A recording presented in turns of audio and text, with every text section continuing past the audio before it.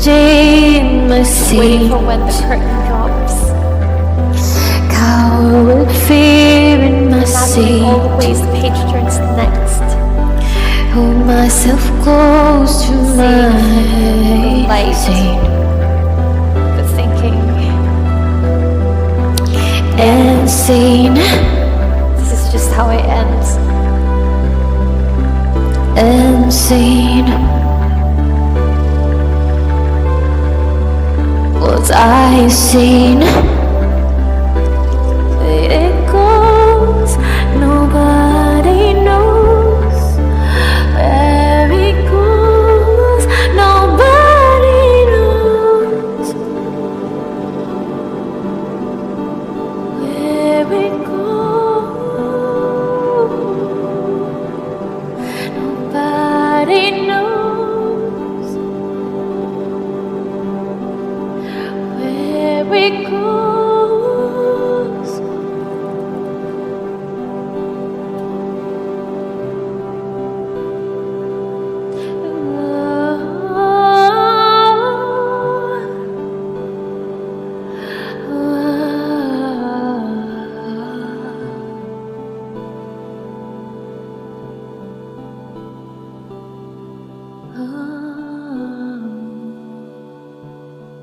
Nobody knows.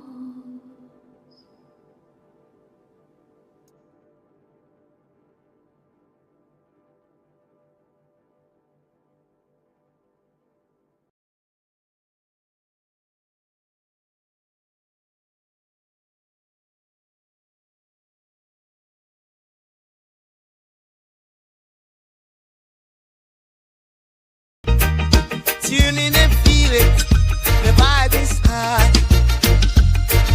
Won't let you search me, let the music fly.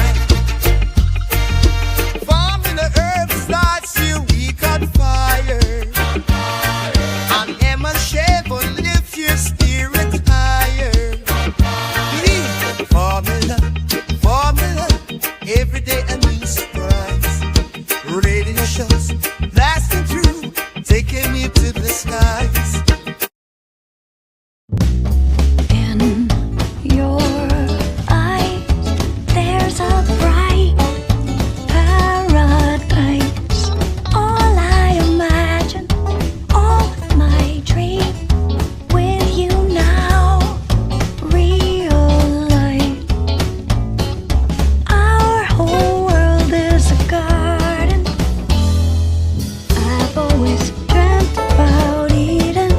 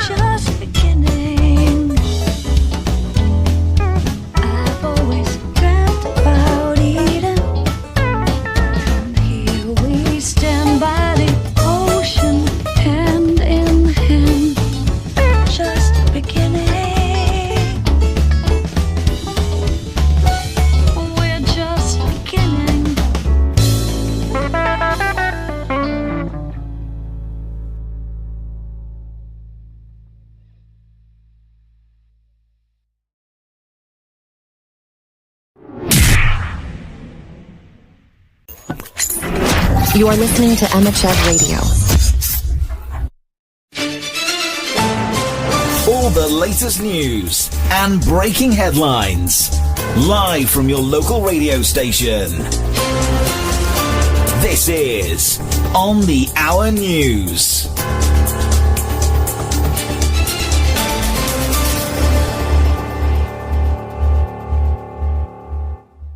Welcome to Emmachev Radio News. Let's dive into today's top stories. Big news out of South Africa. Ambassador Ibrahim Rasool, declared persona non grata by the U.S., received a hero's welcome back home. Hundreds of supporters greeted him and his wife at the Cape Town airport. Can you imagine? A police escort to get through the arrivals terminal? Talk about a dramatic return. Wow, that's quite the reception. Shifting gears now to Sudan, where the army has retaken the presidential palace in Khartoum. This is a significant victory against the Rapid Support Forces in the ongoing civil war. Videos circulating online show soldiers inside the damaged building and an officer confirming the takeover. A symbolic victory for sure. Now let's talk sports. Chelsea owner Todd Boehly says the club's stadium plans will influence his partnership with Clear Lake Capital.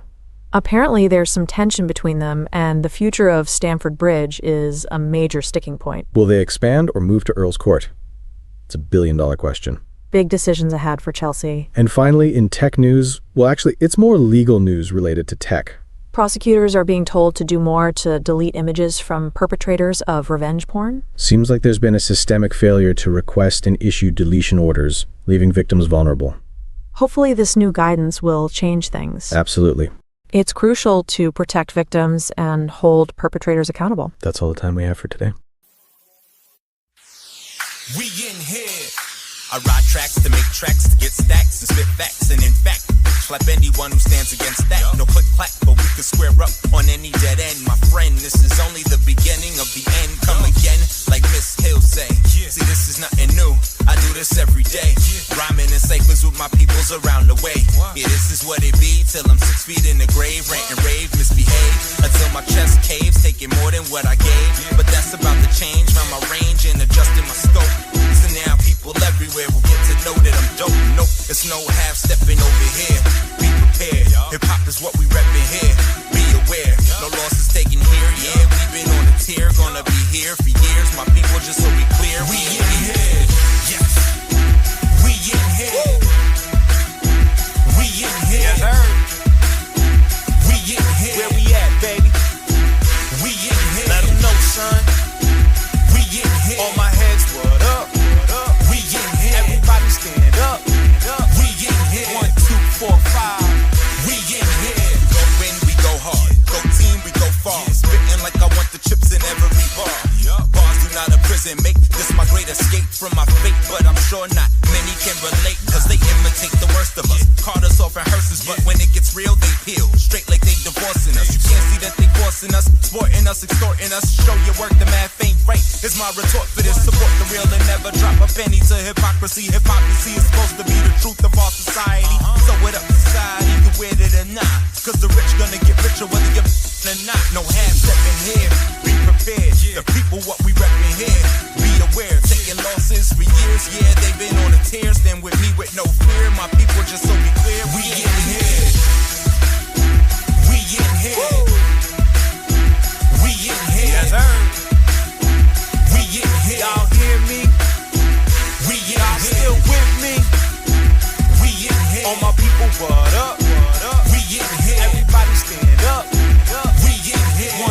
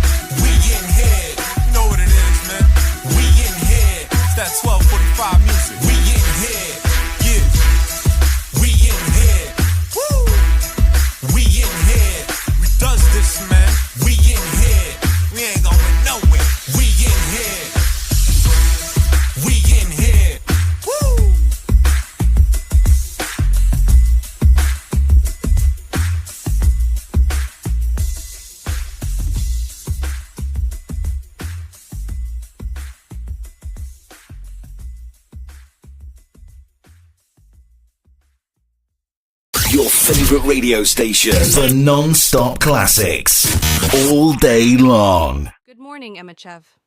Let's start this beautiful day with a word of wisdom from the legendary Nelson Mandela. It always seems impossible until it's done. This quote reminds us that every great achievement starts with a small step. No matter how daunting a task may seem, with perseverance and determination, we can overcome any obstacle. Let's carry this inspiring message with us throughout the day. Remember, the impossible becomes possible when we believe in ourselves. This is Emmachev Radio, your source for inspiration and encouragement. Stay tuned for more uplifting messages. Folk Tales of Bengal by Reverend Lal Bahari Day. The Origin of Rubies. There was a certain king who died leaving 4 sons behind him with his queen.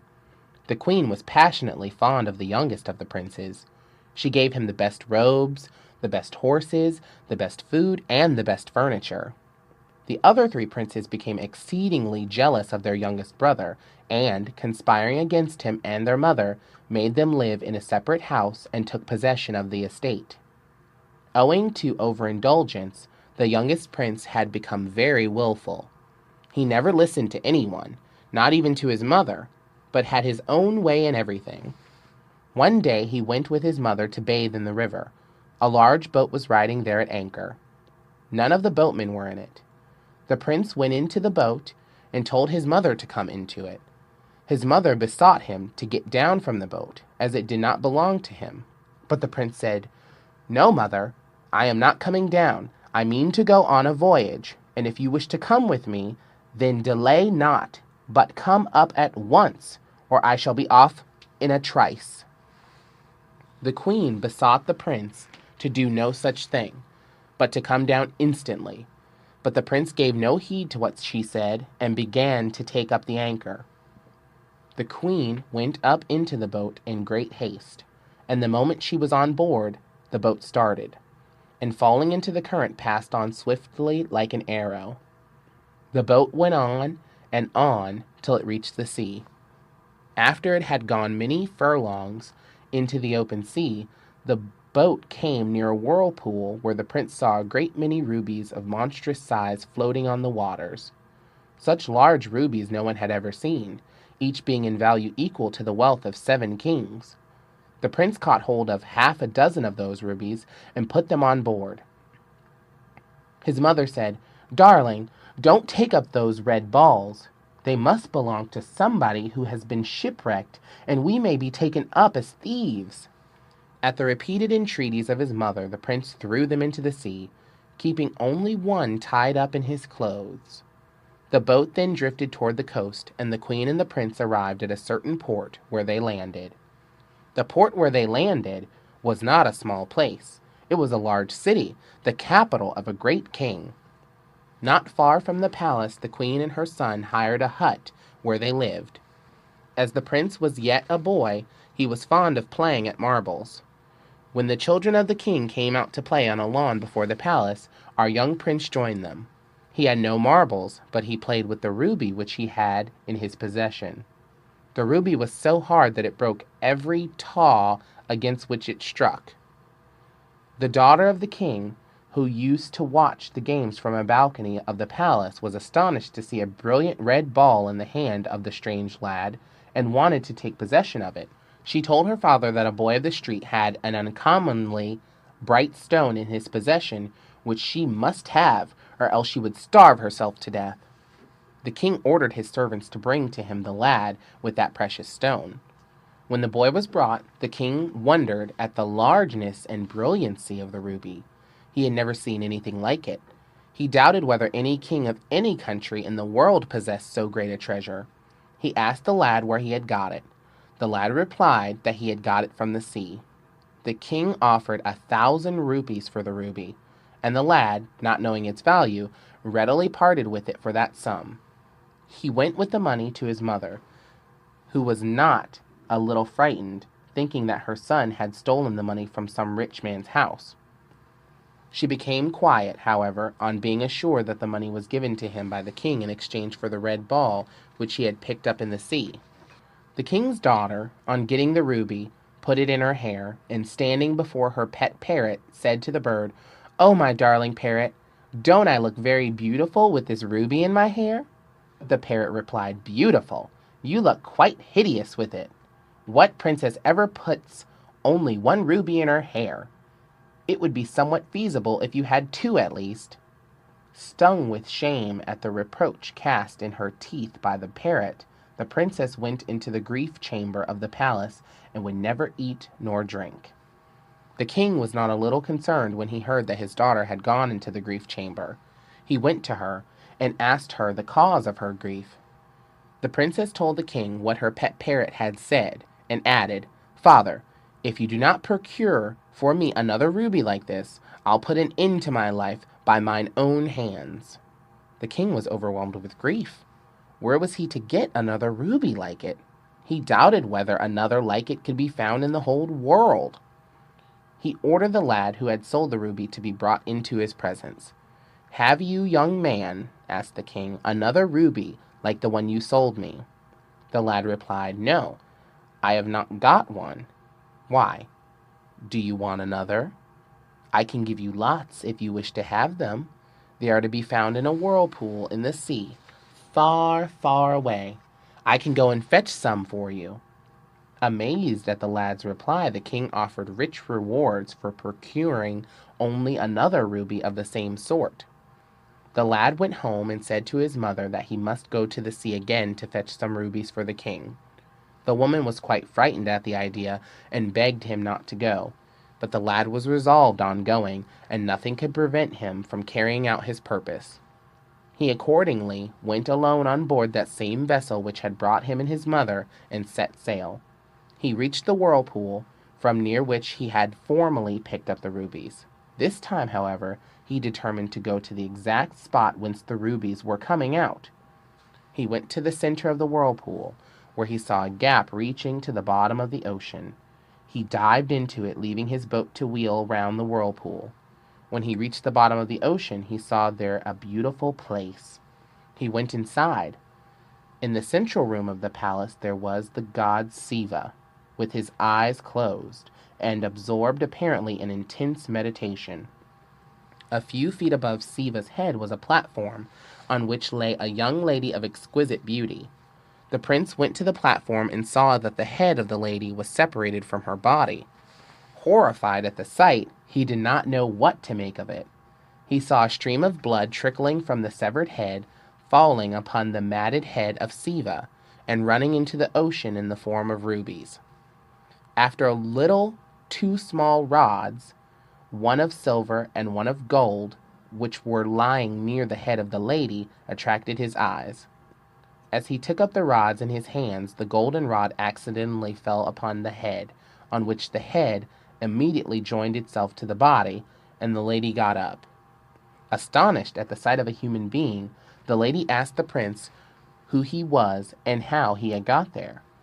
After hearing the story of the prince's adventure, the lady said, "Unhappy young man, depart instantly from this place, for when Siva finishes his meditations, he will turn you to ashes by a single glance of his eyes."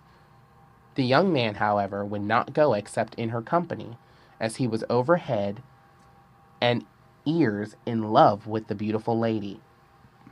At last they both contrived to run away from the palace, and coming up to the surface of the ocean, they climbed into the boat near the center of the whirlpool and sailed away toward land, having previously laden the vessel with a cargo of rubies. The wonder of the prince's mother at seeing the beautiful damsel may be well imagined. Early next morning, the prince sent a basin full of big rubies through a servant to the king, that was astonished beyond measure. His daughter, on getting the rubies, resolved on marrying the wonderful lad who had made a present of them to her. Though the prince had a wife, whom he had brought up from the depths of the ocean, he consented to have a second wife. They were accordingly married and lived happily for years, begetting sons and daughters. The End. Read by Tony Walker for Lit2Go on the web at fcit.usf.edu.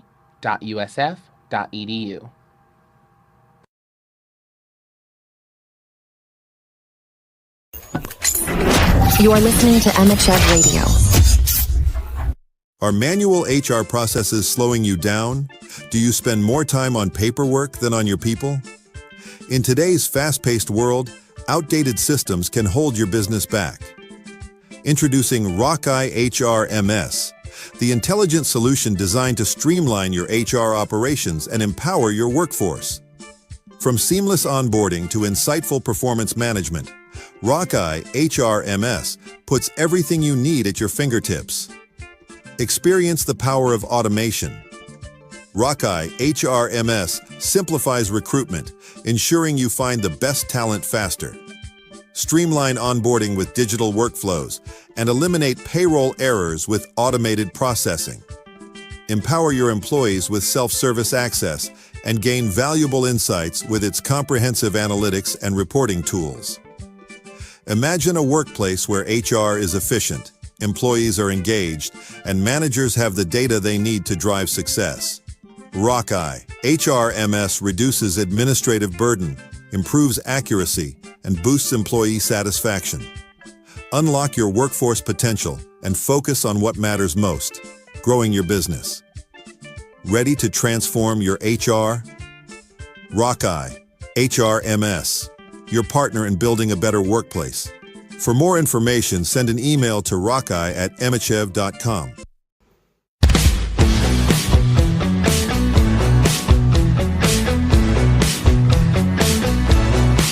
Well, how do you know when I'm through? Maybe you hear I could stand on my own again. Don't believe what they say, 'cause drinking 90 proof is only proof I still ain't over you yet. I've been trying for months to keep from falling apart, picking up the pieces of a broken man's heart. I ain't blaming no one for digging deeper down this hole.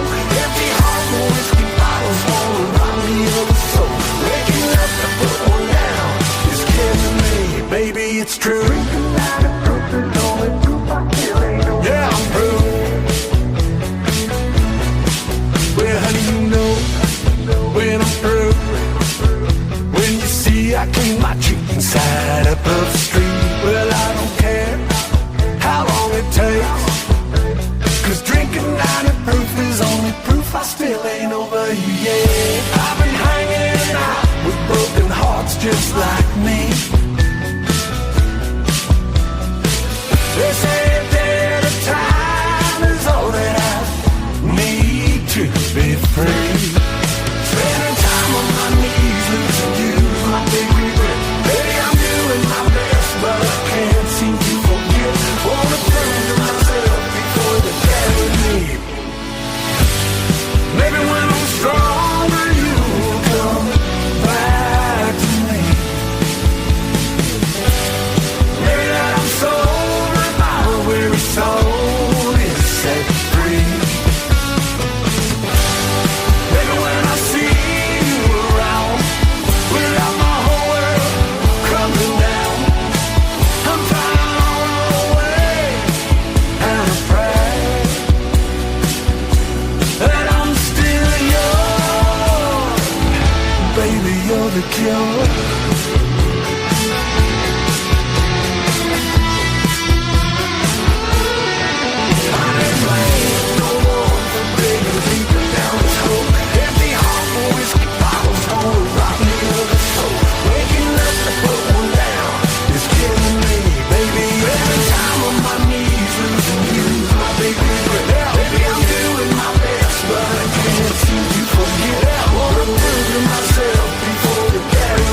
Baby, it's true. Yeah, I'm through. 'Cause drinking 90 proof is only proof I still ain't nobody yet. Yeah, I'm through. 'Cause drinking 90 proof is only proof I still ain't nobody yet. Yeah, I'm through. 'Cause drinking 90 proof is only proof I still ain't nobody yet.